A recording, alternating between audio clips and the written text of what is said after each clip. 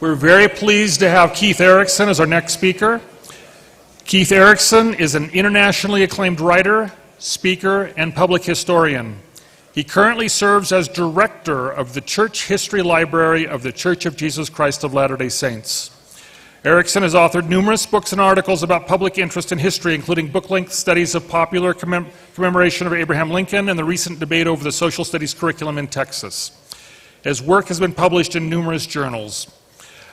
Before leading the Church History Library, he was a tenured associate professor of history at the University of Texas, El Paso, where he served as executive director of the UTEP Centennial Celebration and founding director of UTEP's Center for History, Teaching, and Learning.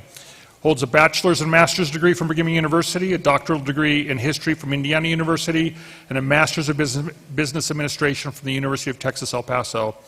He grew up near Baltimore, Maryland, and now lives near Salt Lake City, Utah, with his wife and his 4 daughters. At this time, we'd like to welcome Keith Erekson.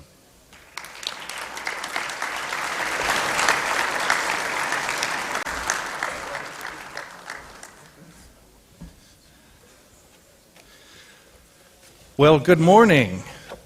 It's nice to be with you today. They told me I could move the mic, but it might not be tall enough. So I'm thankful to see you here. I'm thankful for the invitation to be with you today. The question of the Book of Mormon witnesses is extremely significant. Several roles are defined in Revelation. The testimonies of the 3 and 8 witnesses were published in the first edition of the Book of Mormon and every edition since. As the director of the Church History Library, where we hold the church's official archival, manuscript, and print collections, I have sometimes the opportunity to review the records of the witnesses and those that are relevant. But we also happen to have the world's largest anti-Mormon collection, and that's because of Section 123. An instruction that counseled the early saints to gather up libelous publications, magazines, encyclopedias, histories. That's a practice that we've continued through the 21st century. In those materials, the witnesses come under quite a bit of scrutiny. From the earliest satirical newspaper accounts to Mark Twain, who a little more whimsically said, "I could not feel more satisfied if the entire Whitmer family had testified," to some of the more modern PDF documents that may or may not have been hastily cobbled together and placed on the internet. So today, this is what I'd like to do with this question of witnesses. I want to begin with a story, the story that we typically tell. And then I want to tug on the story a little bit. I want to pull on it. I want to see what we can see underneath. I want to use church curriculum to do this. I want to use some antagonistic writings to do this. I'd like to use some scripture to tug on the story that we think we know about the witnesses. Along the way, I hope to demonstrate and articulate for you some skills, some history skills that you can use to strengthen your study and your discipleship. I also hope that we can expand our view of witnesses and witnessing as we do this. So let's go for it. Let's start with the story. This story comes from one of the books in church curriculum, Our Heritage, published in 1996. This is the official companion to the church history course of study for gospel doctrine. And this is all that it says about the witnesses. We have 300 words in this book. The book itself is about 150 pages. The witnesses get about 3/4 of a page. Now, as we talk about stories, it's important to remember that the past is gone. In all of my storage vaults in the Church History Library, I do not have the past. I do not have a spring day in 1820. I don't have an afternoon when 9 men walked into a forest. The past is gone. The people are dead. What I do have are pieces of the past, pieces that are left over. They're in the form of stories. They're in the form of records. They're in the form of memories and reminiscences. But these stories are what we have to try and think about what happened in the past. So if we take a quick look at this story, we see a lot of things that we commonly talk about when we talk about the witnesses. We see a reference to the revelation of their existence. We see that David Whitmer primarily narrates the story in this, and that we see them going into the woods. We see that they prayed. We see that an angel came. The angel shows them records and other objects. We see that they heard a voice. And then it makes reference to 8 other people who also handled the plates. And that's the story. That's the story that we get in the curriculum. So I don't know if they told you, so I'll warn you now. I want you to participate in this.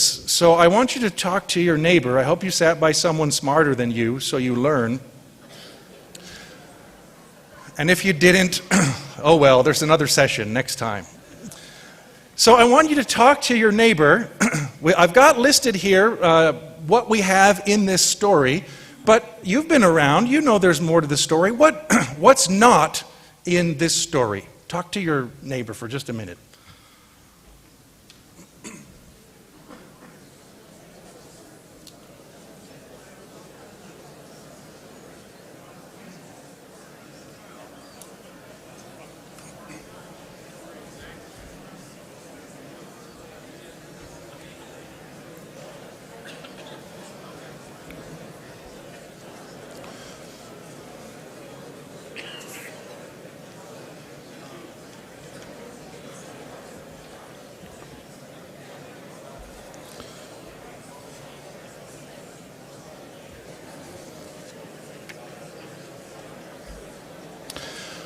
Okay, I wish we had the ability to let each one of you talk about how much smarter your neighbor was than you and what they told you.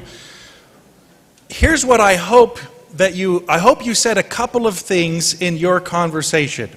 I hope you said, oh yeah, I remember they tried with Martin Harris and then it didn't work and then they separated and tried again.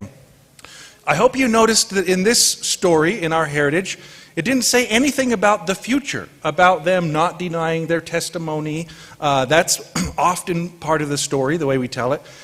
There also are no details about the 8 witnesses, their story, their experience. It was just really quick. You saw 8 people had a chance. And another interesting thing, we didn't see the text of their testimony at all in that Our Heritage account. So, I want to keep poking at this story, though. I want to talk about some sources. Another thing that you want to do as you read stories, as you hear stories, is ask, where is this coming from? So they cite a couple of scriptures here, Nephi, Ether, Doctrine and Covenants 17. And then there are a couple of endnotes, and if we pull up that portion of the text, we see that the story is coming from 2 places. And I'd like to take a look at each of these real quick before we go forward. Footnote 6 there is to the history of the church. This publication is more than 20 years old. Today we can go one step better than the history of the church. The Joseph Smith Papers, as part of that project, we've published the manuscript of what became published and known as the history of the church. And so we can go right here. This is in the handwriting of James Mulholland, and we can see the quote and the story right in that earliest draft of the manuscript history. Number 5 refers to a newspaper, the Saints Herald, published in 1882. To track this one down, I used the book that you see on the screen, the cover there, David Whitmer, his witness. This is a book that compiles all of his interviews. He did more than 70. David is the witness who most went on record with his testimony. They're compiled in this volume.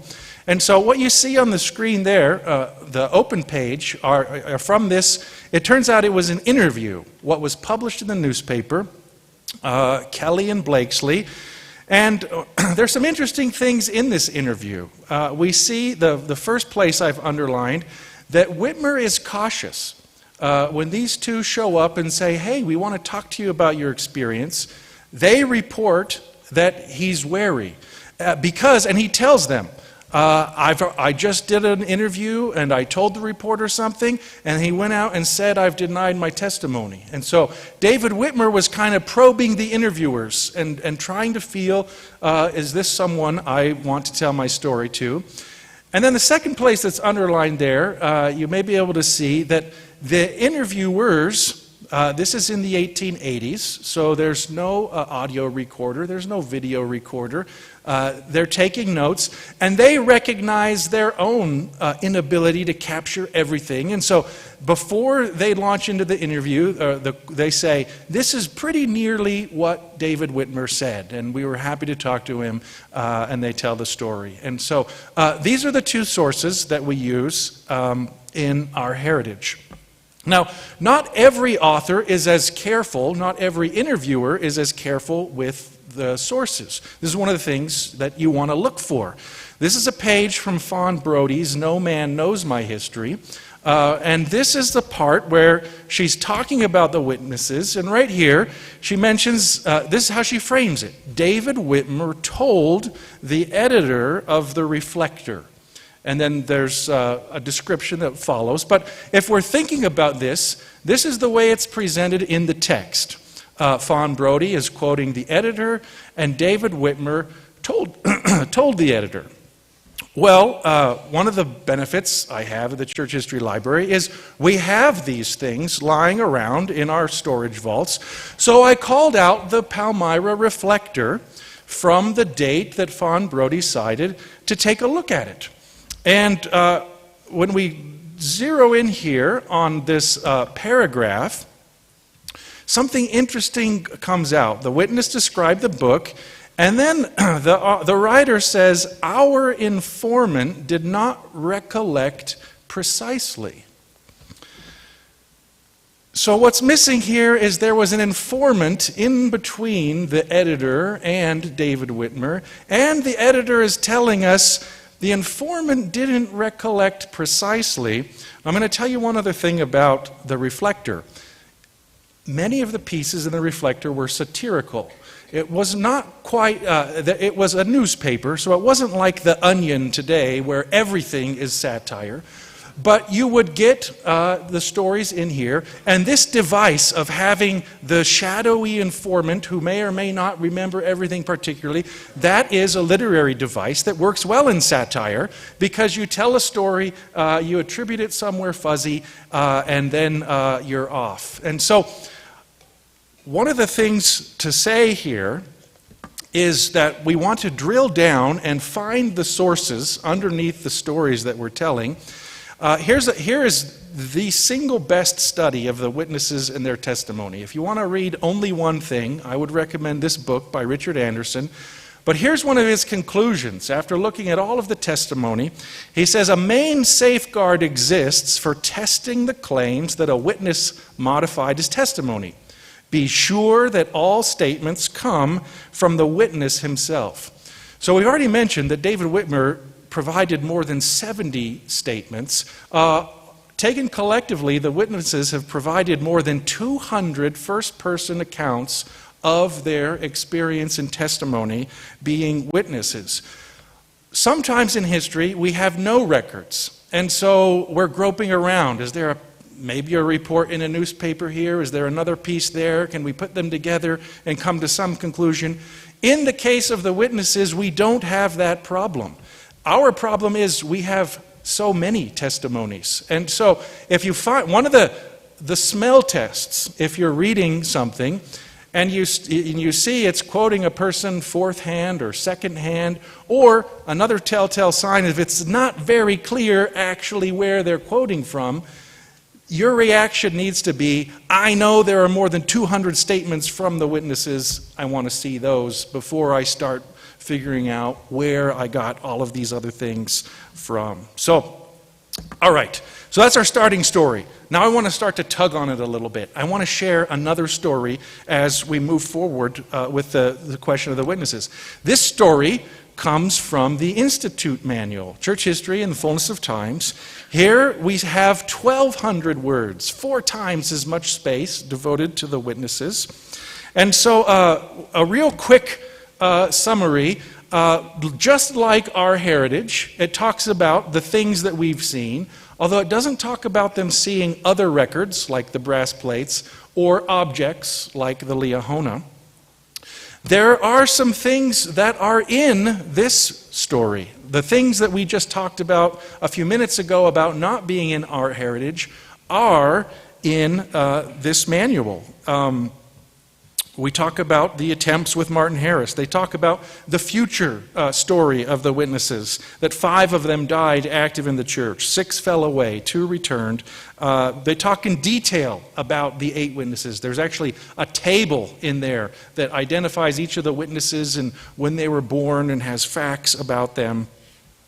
And it contains the text of the testimony of the witnesses, a sample from the text. And then there are a few other things that you may also have mentioned as you were talking to your neighbor. It talks about Joseph reading the manuscript of the Book of Mormon before they went out. The 3 witnesses went out. It talks about the angel in the 3 witness experience turning the leaves of the plates and showing them to the 3 witnesses. And then there's a passage about Joseph being extremely relieved when all of the witness experiences were done. All 3 of those experiences come from the writings of Lucy Smith. Now, in the same way, we want to follow the sources here. You'll see that it quotes actually the same 3 scriptures, Nephi, Ether, Doctrine and Covenants 17. We see Lucy Smith features prominently in the notes. The history of the church, that narrative that we've seen is also there. And testimony of the witnesses. Now I want to dig in on the testimony of the witnesses for just a moment here about where it came from. On the screen there's a diagram of a couple of different manifestations of the text of the Book of Mormon. On the far side is the 1830 edition. We know the testimony of the witnesses was published there for the first time. On the other side, you see the gold plates, or I guess they're kind of like red plates today. Sorry about that. You see the plates. Were the testimony of the witnesses on the plates? No, obviously not. They're not part of that record. It contains instruction to get witnesses, so they're not there. So we have the question then, where does the testimony enter the stream of text? So when Joseph translates from the plates, he dictates, and the scribes write what we come to call today the original manuscript. And then Joseph instructed Oliver Cowdery to make a copy of the original manuscript. He'd learned from the 116 pages incident to have a copy. The copy, that second one, is what went to the printer for the printing. And so that one's become known as the printer's manuscript. So where do the testimony of the 3 witnesses enter the story? Well, the printer's manuscript has been preserved in the archive of the Community of Christ. And it was recently published as part of the Joseph Smith papers.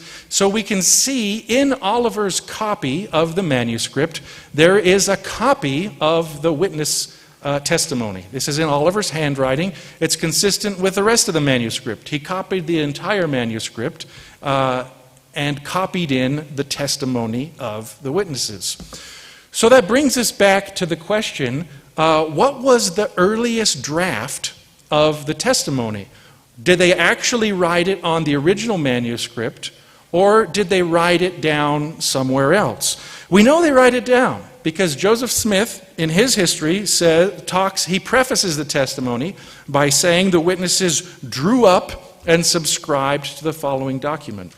In one of his later accounts, David Whitmer said that each of them signed his own name to the document. So the question is, where's that document? Where are their signatures? If there's another extra document that was the first draft, we haven't found it. We don't know that it exists anywhere. So that's one. If you're cleaning your attic and you find it, let me know. The original manuscript would be the other theory. Maybe as they were dictating that, they just wrote it right there. The original manuscript has its own set of challenges, and they begin in its own history. When the saints lived in Nauvoo, Joseph put the original manuscript in the cornerstone of the Nauvoo house, and then the saints moved west. 50 years later or so, they opened up the cornerstone. Water had gotten in. The manuscript suffered extensive damage. Our best estimates today are that only 28% of the manuscript survived. About half of it's in the Church History Library. The rest are in other locations. But I want to tell you about something cool about this document. So the pieces that survive, and they look kind of like this, torn, soggy. They've dried out in the years since the 1880s, but they were very damaged. We have begun a process downstairs, our preservation division in the library, of using multispectral imaging to take photographs of the manuscript pieces. All of the pieces that are not in the library's collection have been loaned to us in recent months to do this. We can take more than 24 photographs with different light on the spectrum, from infrared to ultraviolet and visible light. So we can take the document that you see on the screen there, and we can do something like this at one spectrum of light and reveal text that you can't see to the visible eye. Then we'll take the variety of different spectra that we can use, and we'll put them into a composite version that gives the best reading of the document. Now, you know what this page happens to say? And it came to pass. Okay, no. Many of the pages say that. So this will be, the preservation work has been going on this year. They'll be published as part of the Joseph Smith papers in a few years from now.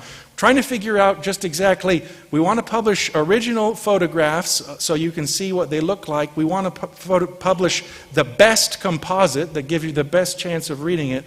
And we're trying to figure out ways to share, most likely it'll be online, different light spectra that you can kind of play with yourself. But if you want to know more about this, I'm happy to say that the library has just started a blog called The Historical Record. And we've just posted an article about this photographic process, and we're really excited over the next couple of years as we work this together and bring it forward.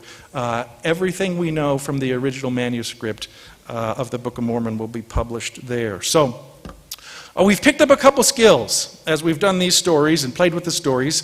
We've done some really close reading. We're analyzing. We're looking at multiple accounts. We're corroborating what we find. We're following the sources. And one of the things you want to do is expect citations.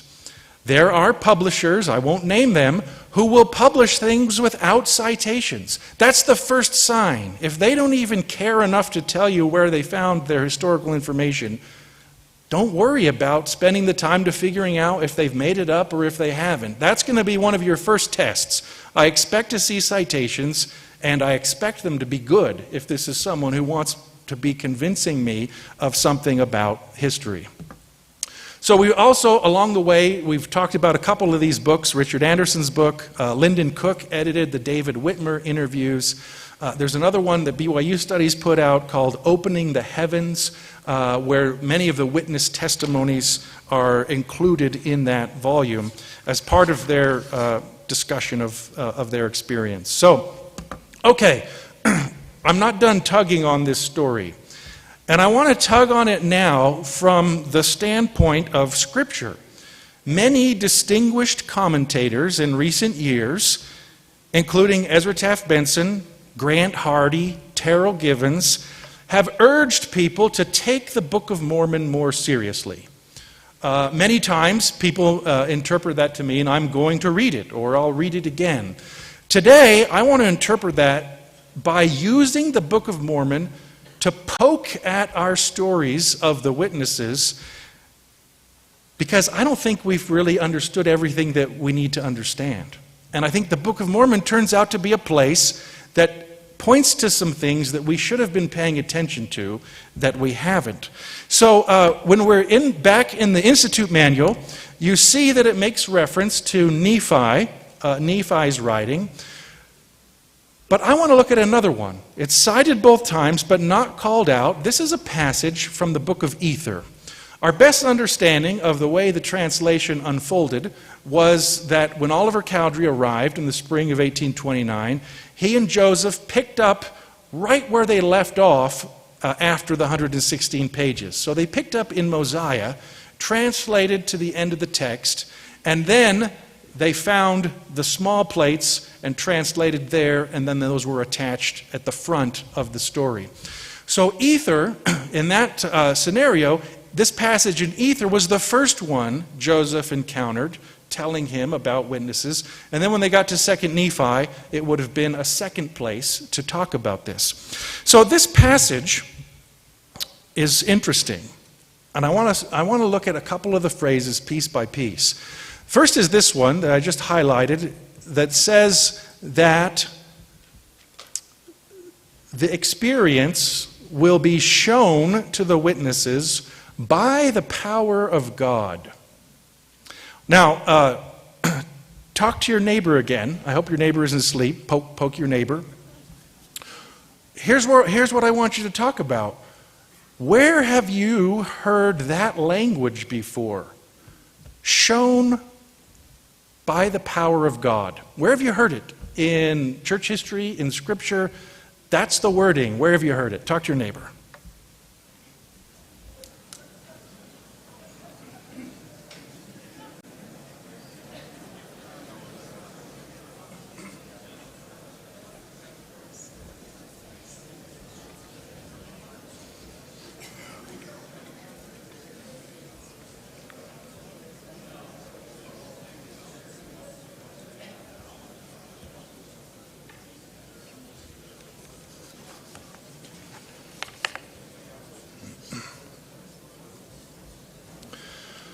Okay, I didn't hear quite as much talking about this one as we did the first time.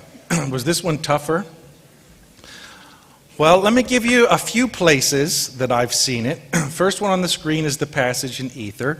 Similar language comes back again in 2nd Nephi in that passage.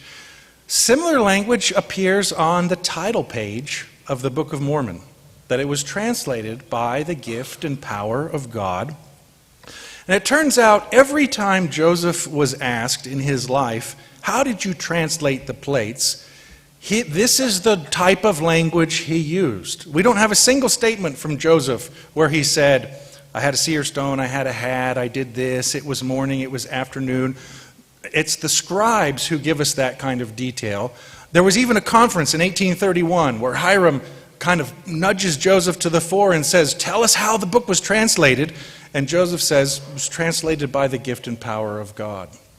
So this phrase, I think, is a really important phrase as we think about the translation and the witness experience. So I want to ask another question. This is going to be a little harder. What is not in that language? So it's always easy to ask, what do you see on the screen? But now I want you to think about every other context you can think about. Witnesses, testimonies. What's not part of this language? Well, let me give you a couple of examples. One thing I don't see here in the passage, in the language, in the way that it's used, I don't see the invocation of legal rhetoric.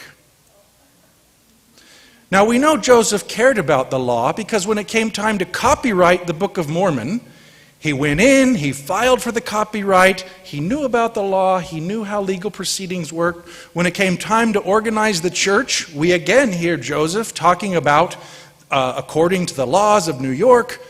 When we talk about witnesses, we don't have language like, well, you need to have an affidavit, and you need to have the constable sitting there. Any of the legal language I don't see in this passage. There's some other language that Joseph uses later.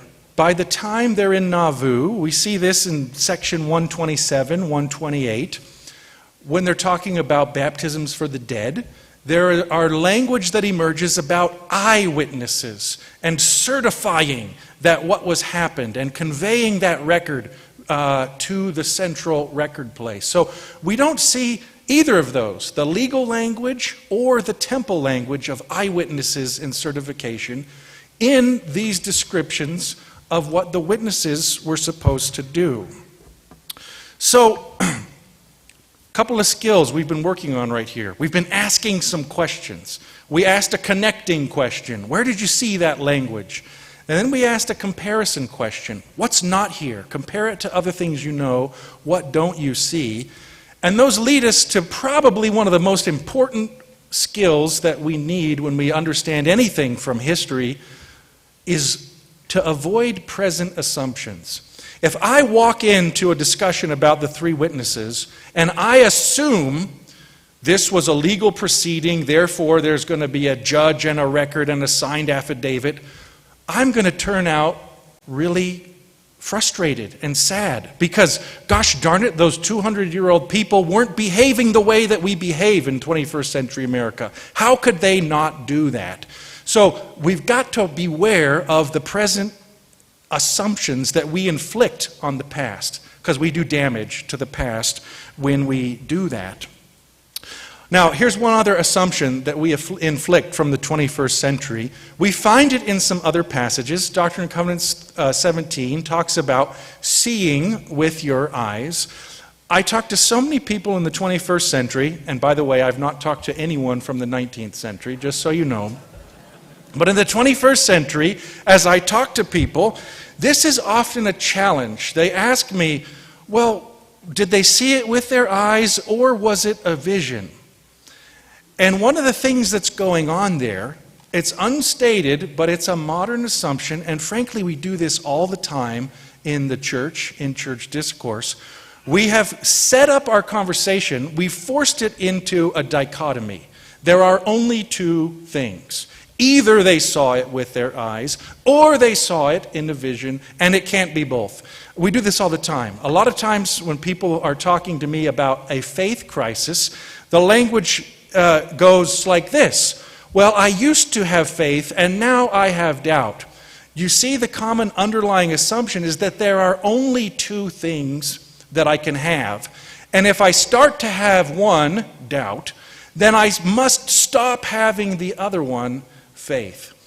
That's something that we're bringing from the 21st century. That's something that we want to shed. I would encourage you to replace the or with an and.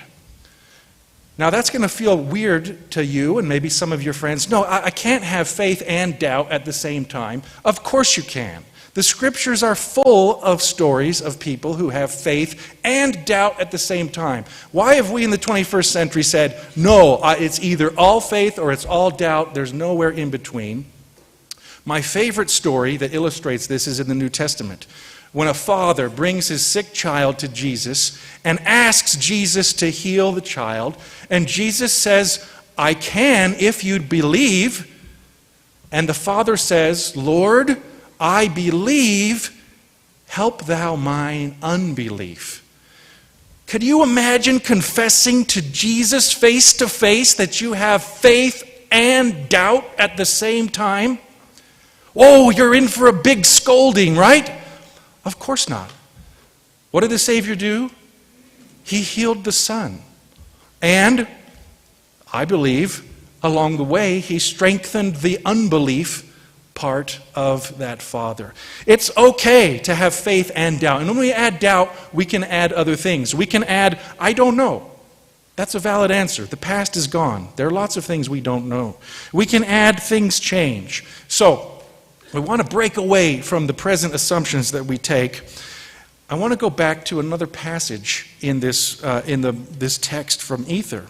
It's the one in verse 2 that's underlined. Those who shall assist to bring forth this work. So one of the things that strikes me when we talk about the witnesses, we focus a lot on their witness experience. We've just narrated that experience. And then sometimes we talk about what happened later. But have you ever asked the question, how did they assist in this work? Well, among the 3 witnesses, 2 of them served as scribes while Joseph was dictating the text of the Book of Mormon. David Whitmer provided a place, his home, for the translation, and Martin Harris provided money. Oliver Cowdery participated in the restoration of the priesthood. He baptized 8 of the other 10 witnesses. Joseph baptized David Whitmer and his brother Hiram. The rest of the witnesses were baptized by Oliver. Oliver served, this one may be less interesting to you and more to me, Oliver served as the first recorder of the church. He held that official position as church recorder. When we consider all 11 of the witnesses, we see 5 served as scribes. We have 5 of the 6 members at the day the church was organized, the 6th being Joseph. We see 6 who went on to serve as missionaries. And in addition to the first church recorder, we also see the first church historian. So, yes, they assisted in this work in many, many ways. But assisting is an interesting word. There's a 2-way relationship applied to assisting, right?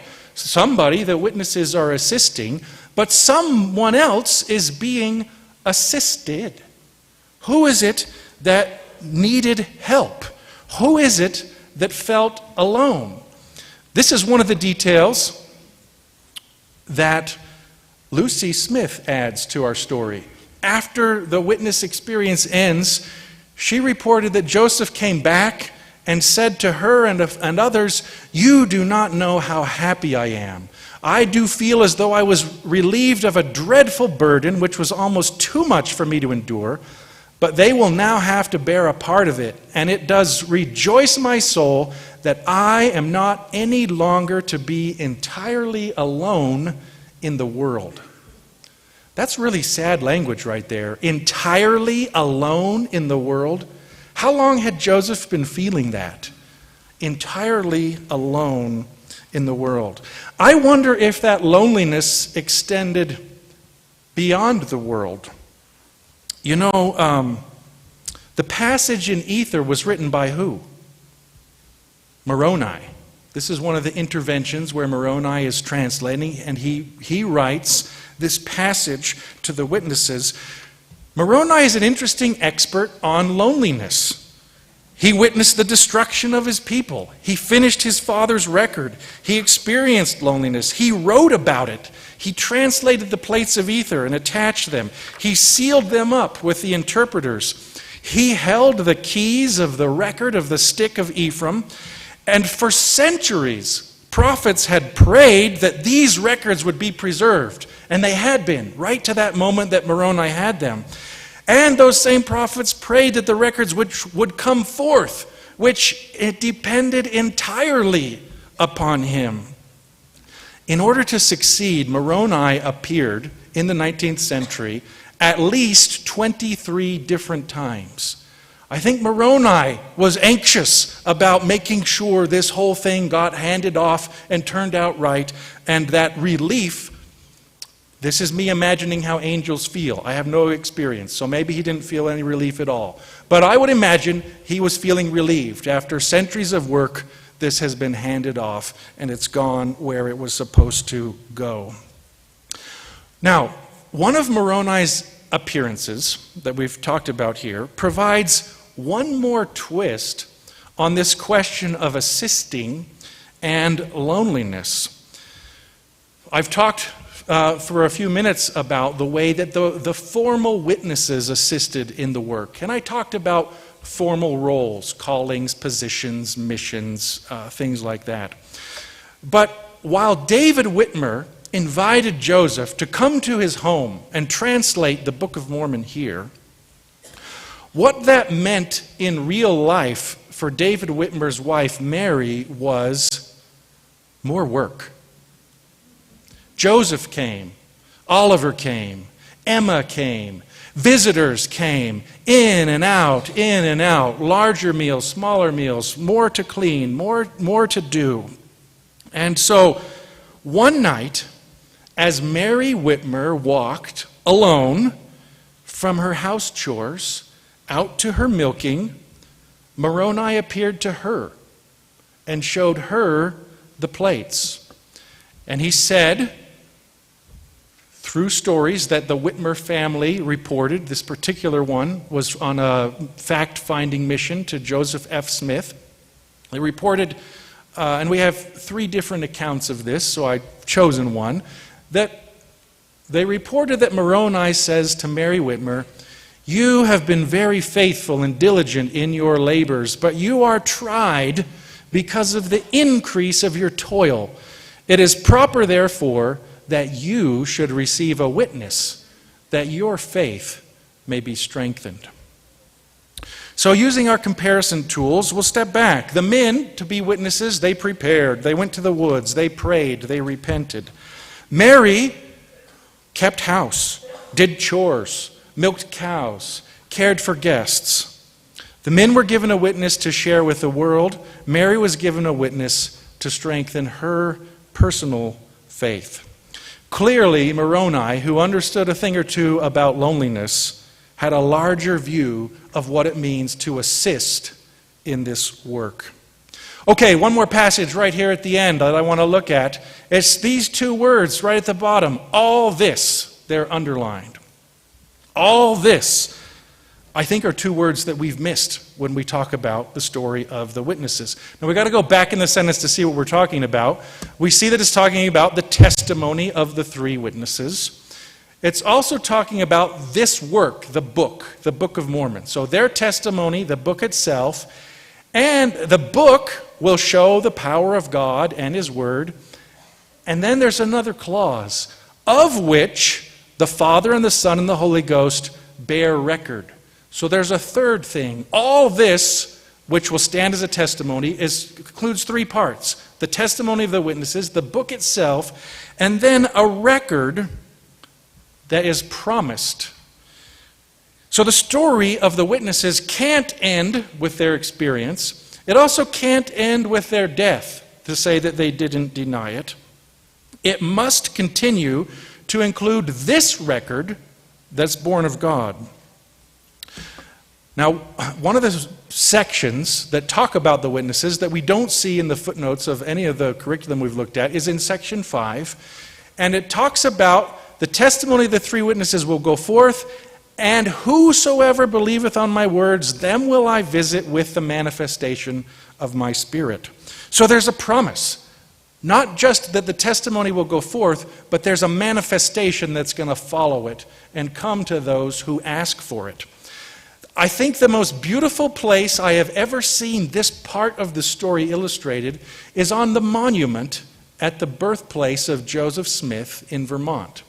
The monument was erected in 1905, long after the witnesses were dead. It was on the 100-year anniversary of Joseph's birth.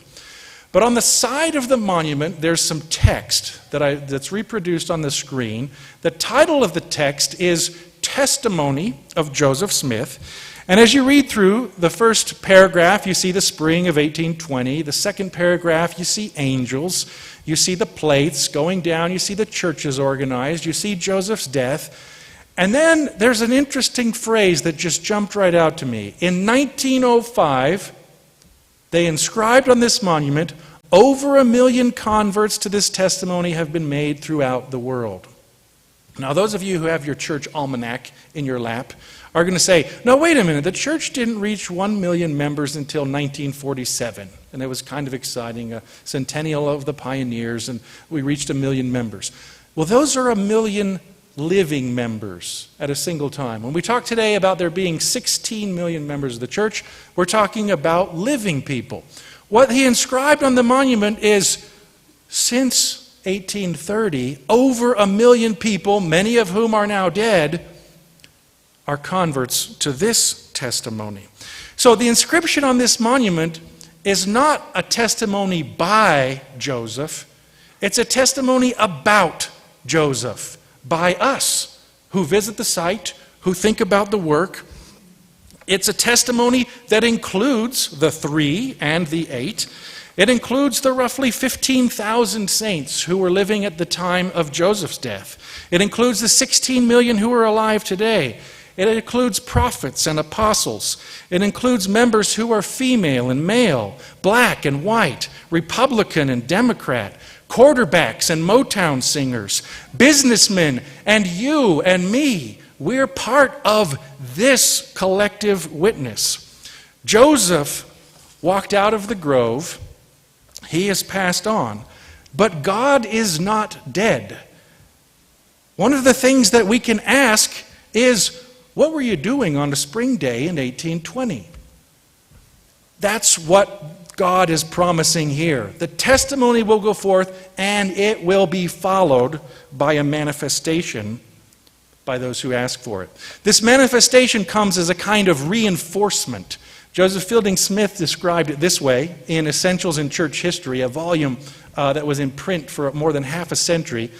Reinforced as that testimony, Joseph's testimony, is by the testimony of 11, by the witness which the book itself affords, the testimony given by Joseph Smith becomes binding on the world.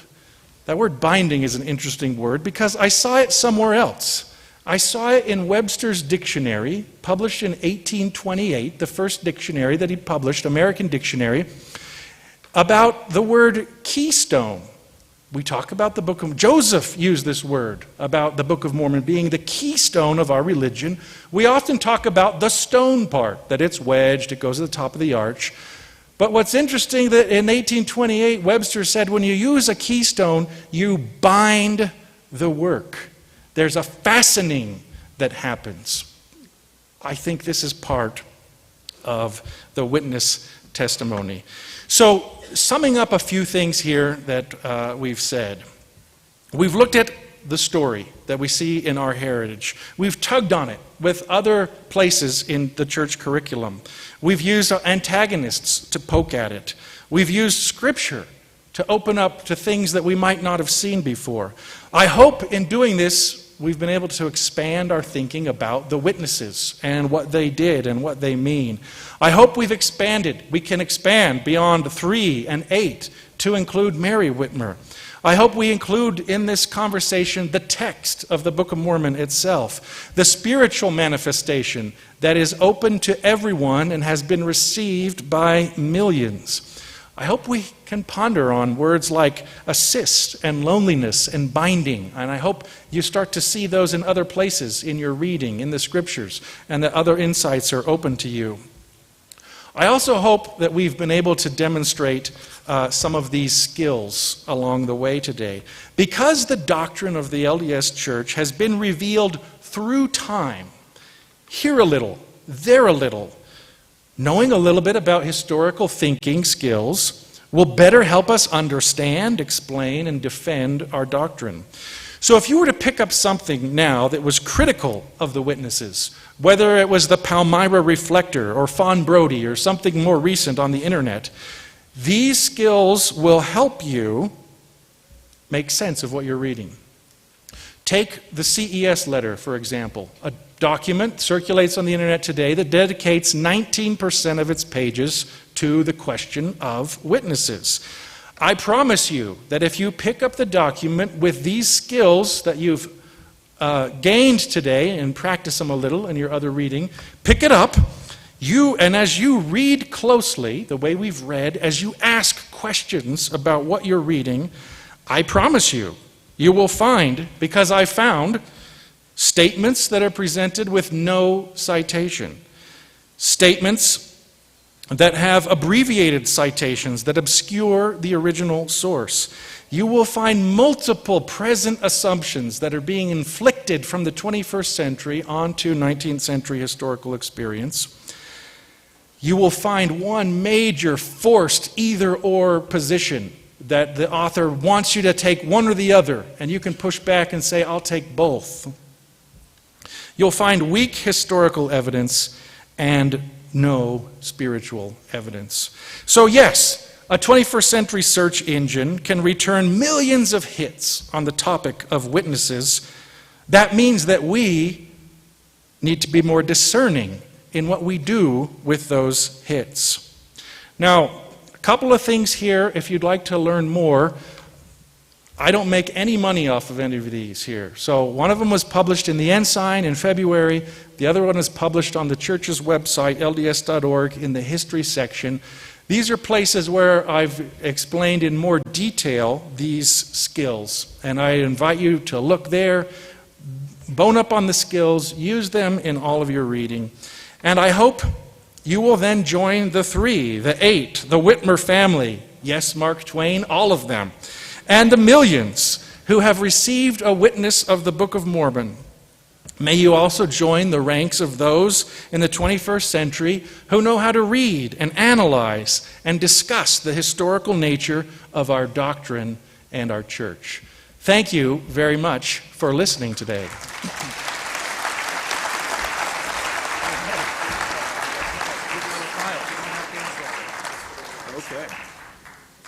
So there's a stack of questions. So I need to do a survey of the audience. These questions are standing between us and lunch. And so was my talk, which I tried desperately to finish before lunch. We'll answer a couple of these. I'm going to give you one that I don't know, but I'll go look it up. This one came up before I even started. This was sitting on the podium. And the question is, who put David Whitmer's testimony on his tombstone in Missouri? I don't know, so I'll have to look that one up. If you ask that question, give me your business card or something, and we'll go there.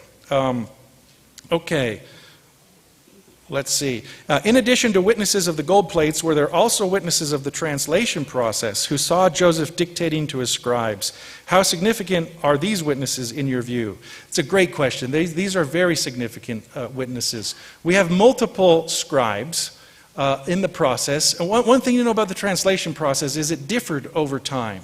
The way Martin Harris did it early on, when Joseph was copying characters, was different than the way it happened later on, when Oliver Cowdery talked about there being a seer stone that Joseph put in a hat and looked at. So there are many accounts from the scribes. Emma is certainly one of those. She talks about being a scribe.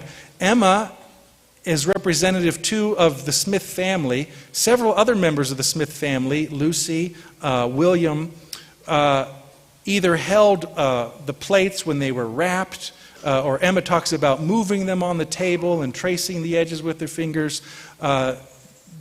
So there are many other accounts, and I think they're very significant. So look close at Joseph Smith's family, look close at the scribes. One of the books on the screen, Opening the Heavens, that has a citation where you can find lots of that kind of testimony of the translation. Besides the church history library, where are some of the pages of the original manuscript kept?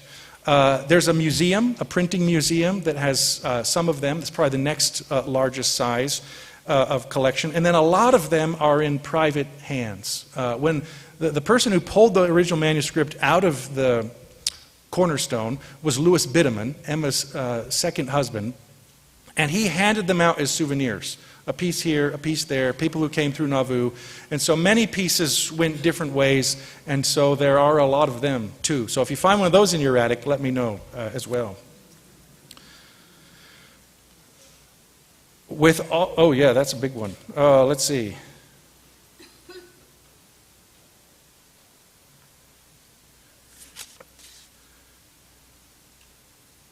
Oh, okay, I'm going to do that one. It's about rumors. I like talking about those.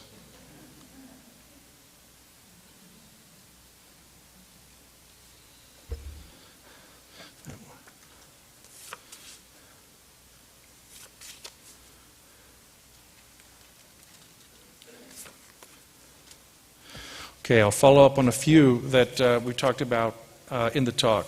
The book on witnesses by Richard Anderson was published in 1981. Is there an updated version coming? I don't believe so. But it was good in 1981, and you know what? Our antagonists haven't really thought up anything smart since 1981 anyway. what you find on Google is someone reporting something from the Palmyra reflector or from Philastus Hurlbut. And so you're going to be able to find Richard Anderson tackling all of that evidence in 1981. So don't worry about it being a couple decades old. Okay, I agree with all you said about faith and doubt, but it seems like seeing or witnessing by the gift and power of God implies a vision, not a physical seeing. This is either physical or spiritual. Which do you think? So I'm going to poke right back at your question, because you put right in the question, this implies a vision, not a physical seeing.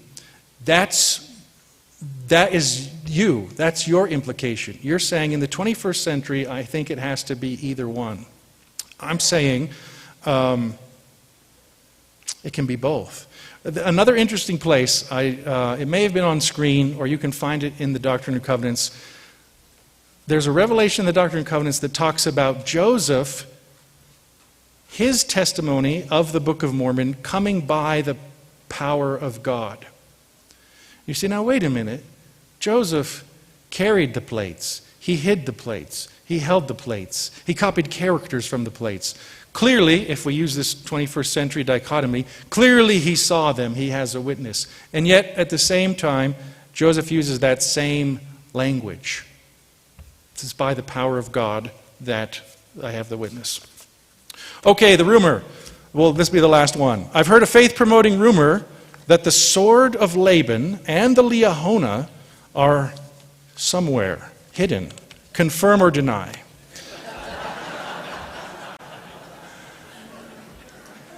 Okay, you know me. I'm going to poke this one right back at you. This question, I've been the director of the Church History Library for 3 years. This is the most common question I get asked. After, is there a record of my ancestor there? And I say, no, that's the family history library. So after that question, the sword of Laban is the most common question. And here's my question to you in the 21st century. Where did that come from? Now let me give you some details here. The plates, the gold plates, we know were entrusted to Joseph Smith. Or I'll use some archival terminology. Moroni had them in his archive. He transferred them to Joseph, and then there were some transfers back and forth. And then Joseph gave them back. Now, for the record, if Moroni is listening, I would accept such a transfer to my archive. I haven't been approached yet about that transfer. So we have lots of records about the plates being transferred, being in the possession of 19th century mortals. We don't have any records, and I'll use the same language, of the sword of Laban or Liahona being transferred. They're shown. David Whitmer talks about seeing them when he sees the plates. Oliver Cowdery has another story about walking into a cave and seeing the sword of Laban and other records. But we have no story, and this is what I can confirm or deny. The sword and the Liahona have not been transferred to the custody of a mortal in our dispensation. And so I just wonder where the question comes from, because we don't have any record that Joseph had the sword, or Oliver used it in his garden, or it never entered the possession of a 19th century character. So thank you very much for the great questions.